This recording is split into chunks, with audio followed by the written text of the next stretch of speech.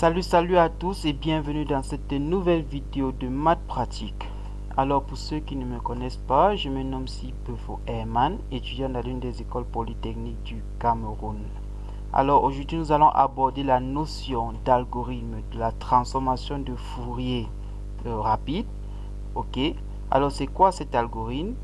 L'algorithme de la transformation de Fourier rapide est tout simplement une méthode efficace pour calculer la transformation ou la transformation de Fourier discrète.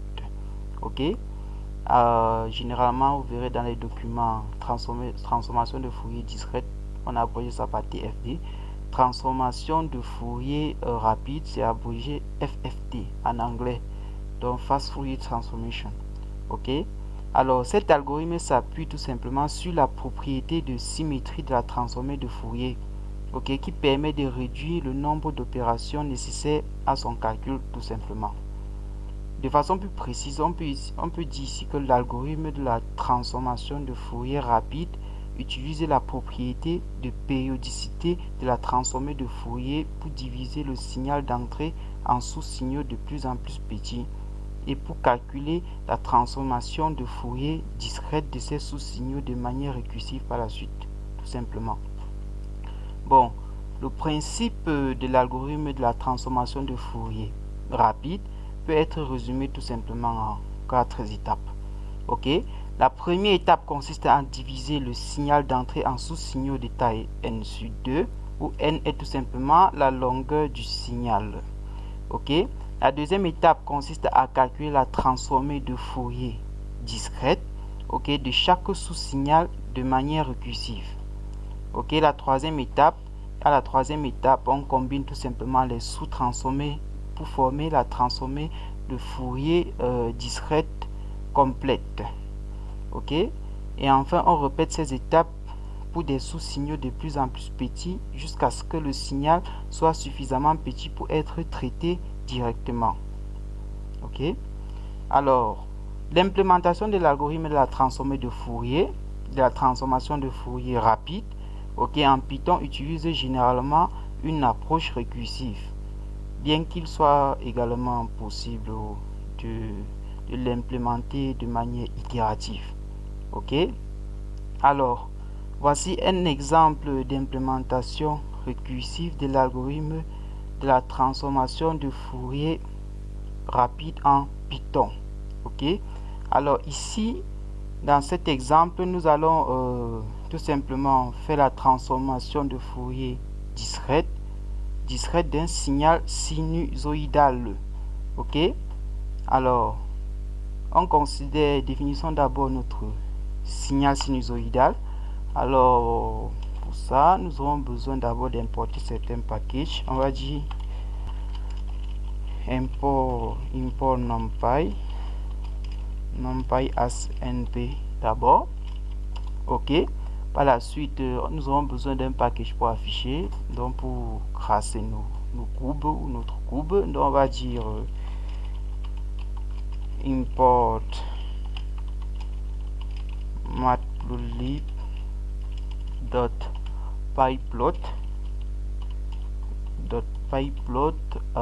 as plt tout simplement. Ok, alors la fréquence d'échantillonnage de notre signal, on va prendre disons 100 S. Ok, on va nommer ça fs. On va dire fs est égal à 100. Ok, alors si la fréquence d'échantillonnage est de 100 S, alors le temps va varier de combien à combien? On va dire le temps va varier de, disons que notre temps t, nommons ça t, va varier de, on a np.arrange, ça va varier de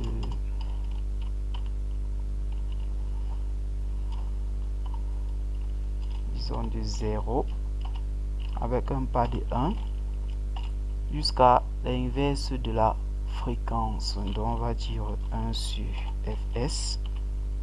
Ok, alors la fréquence du signal proprement dit, ça sera tout simplement f égale à 10 s. Ok. Alors, et ces valeurs. Donc, voici l'expression du signal proprement dit. Donc, on va dire notre signal, c'est tout simplement un sinus de 2πf. Ok. Un sinus de 2π f fois t. Donc, de oméga t. Ok. Donc, on va dire c'est égal à np dot sinus. On va dire sinus de oméga t. Oméga est égal à 2πf. Ça fait 2 multiplié par pi. Pour avoir pi, c'est np numpy dot pi tout simplement. Ok. Multiplié par sa fréquence.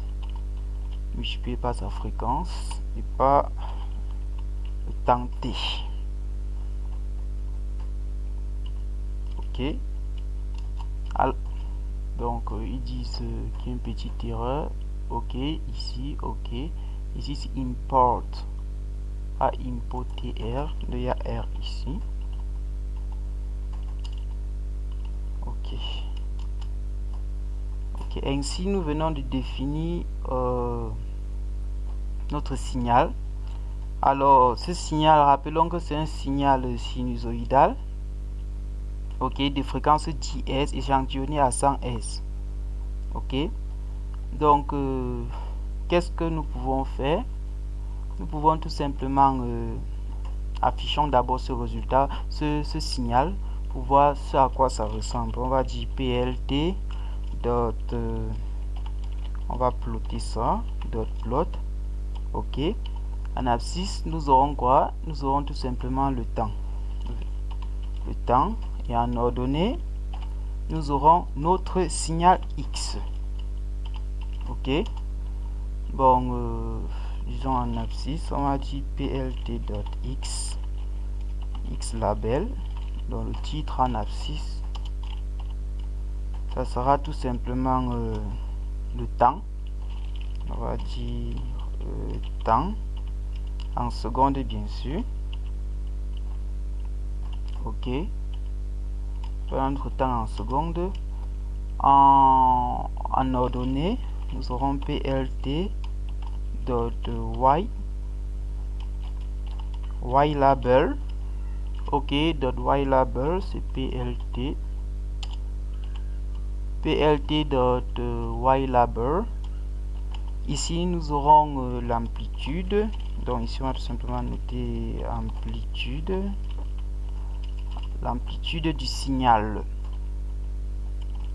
Ok. Maintenant nous n'aurons qu'à montrer ce à quoi ressemble notre courbe.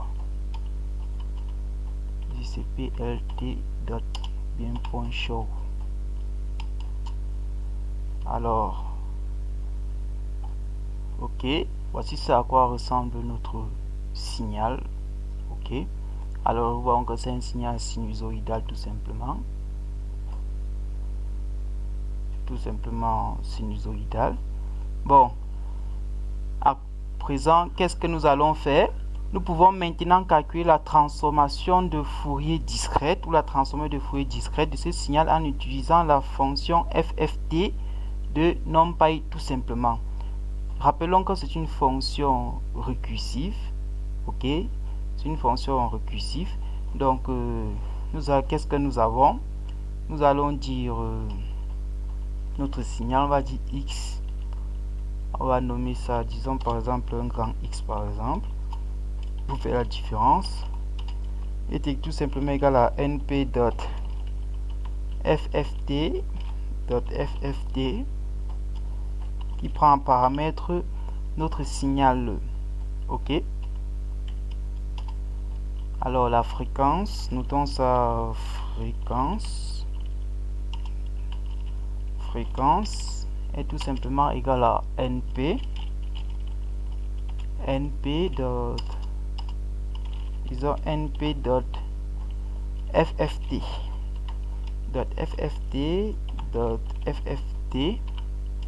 fft fréquence.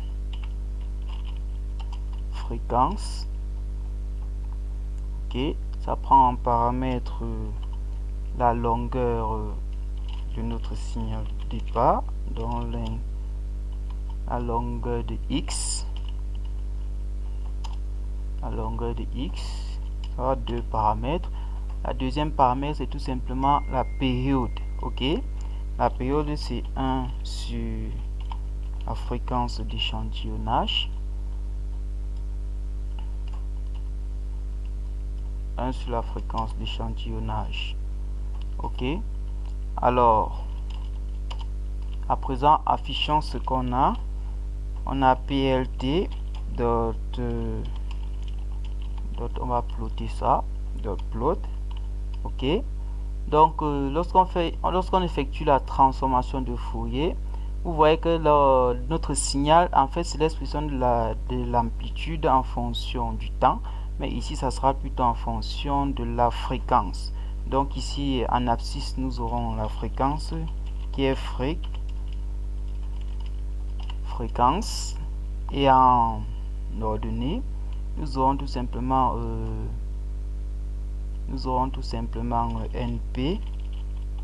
np dot apps de qui, de x, donc de notre grand X de départ.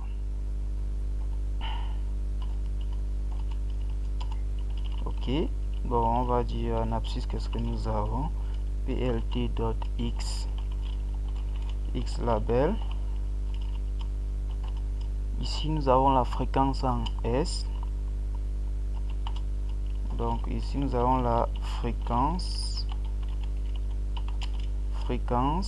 bien sûr en S.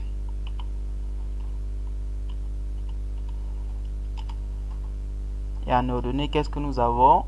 Nous avons tout simplement plt dot y label. Ici nous aurons tout simplement la magnitude.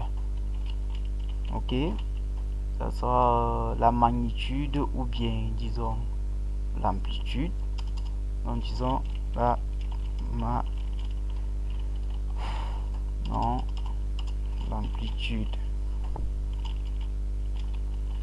l'amplitude. Ici c'est plt dot y label. Ok,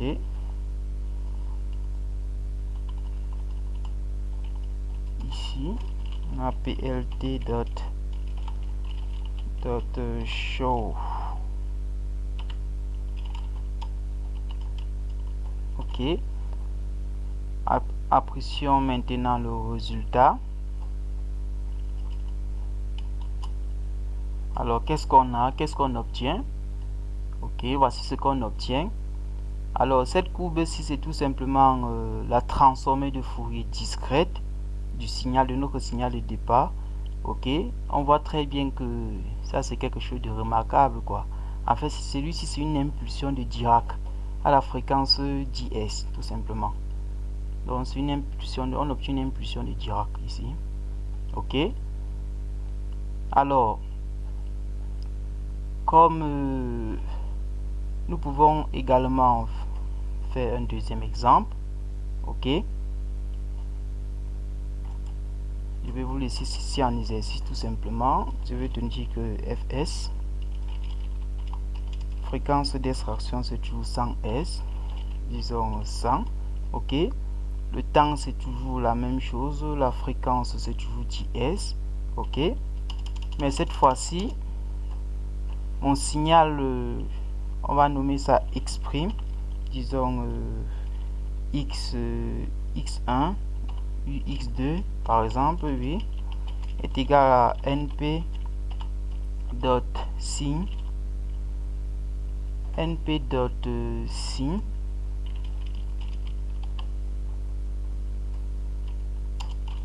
disons signal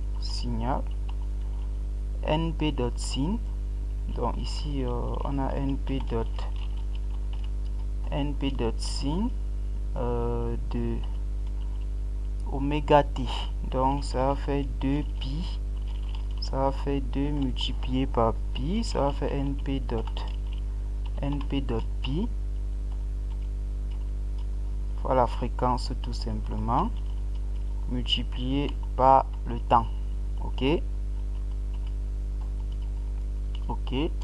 alors c'est ce qu'on a ici. Essayons d'afficher ça d'abord pour voir ce qu'on a. On va dire plt plot. Ça prend tout simplement à paramètre le temps t et notre signal qui est tout simplement x2.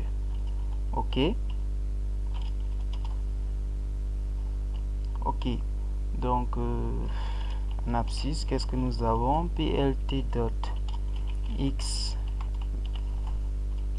label. En abscisse, nous aurons le temps, bien sûr. Nous aurons le temps en abscisse.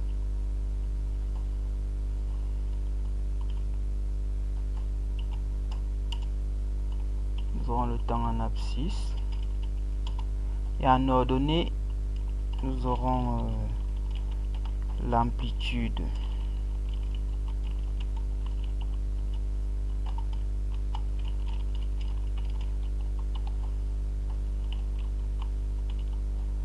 Nous aurons l'amplitude ici.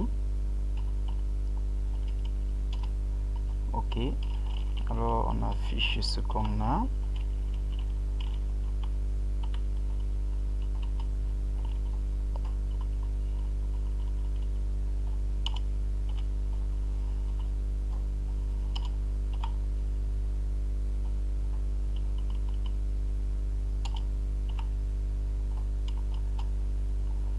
Alors voici ce qu'on a ici. Ok, ce type de signal que vous voyez ici est tout simplement appelé signal carré.